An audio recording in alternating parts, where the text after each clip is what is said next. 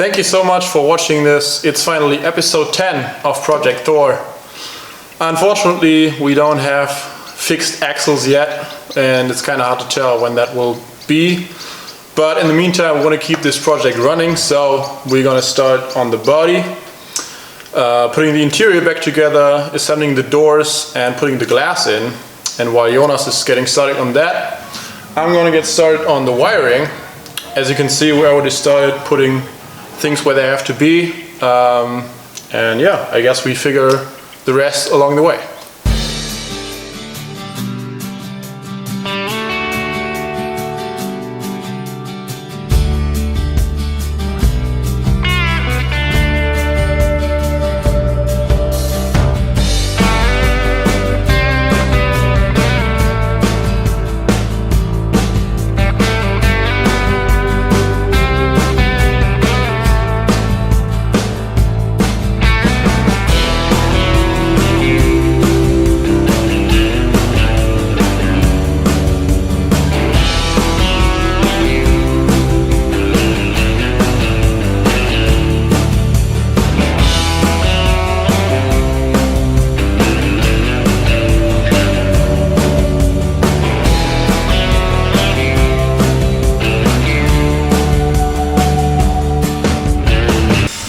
What do you think of your labeling you did back then, Lasse? Not the best one. Some of them are still readable, but some of them are not, so remember for next time.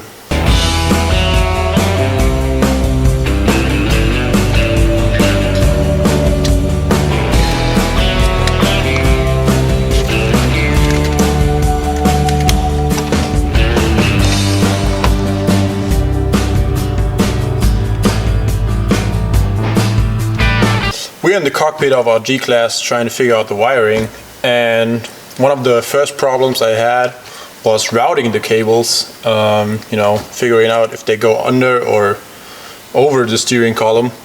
And what makes this more difficult is that obviously somebody else has messed with this wiring. A lot of wires are just pitched off or don't lead anywhere, and some other wires are just wildly added. They don't follow the other cables, they just go wherever they have to go. Yeah, but I think now I have it mostly organized and bundled, because imagine that Jonas is out there in the Sahara by himself and he has an electric problem. Then I want to be able to, over the phone, tell him which line it is, which cable it is that he has to look for. And now there are 1,000 different options, so I can nail it down from far away. So compared to a modern G-Class, the electric system here is pretty simple and basic. We just have a radio and a heater and windshield wipers, and no fancy electric computers or infotainment system or whatever. So it's pretty simple, and logically that's pretty good for me to understand it. But as you can see, we're not quite done yet. We also have to run the heating tubes that also go through this space here. And then I kind of want to leave this open and check if everything works when we connect it to the battery, while I still have good access to all the switches. Yeah, and then we close this up and voila!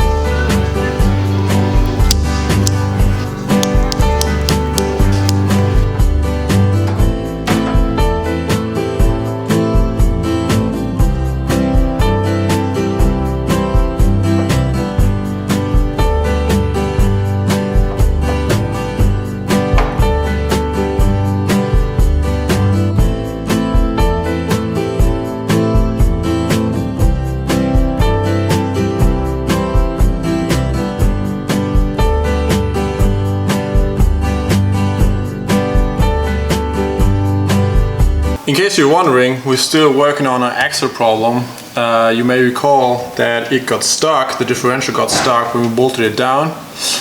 So to nail down the possibilities to why that is, this time we just installed the ring gear and left the pinion gear out. And once we bolted it down, it goes very smoothly. So the positioning of the ring gear, I guess, is pretty good. We also can slide in the axles, so in case of depth or the positioning in and out, we're pretty sure that it sits right. So next up will be the positioning of the pinion gear. We have to figure out how far in and out it has to sit with the different spacers we have. But that's gonna be for the next episode. This is it for today. Thank you guys so much for watching. Leave a like, leave a comment. And don't forget that this month also gonna be our second episode of the history of the Geländewagen. So stay tuned and we'll see you on the next episode, the next regular episode on September 1st.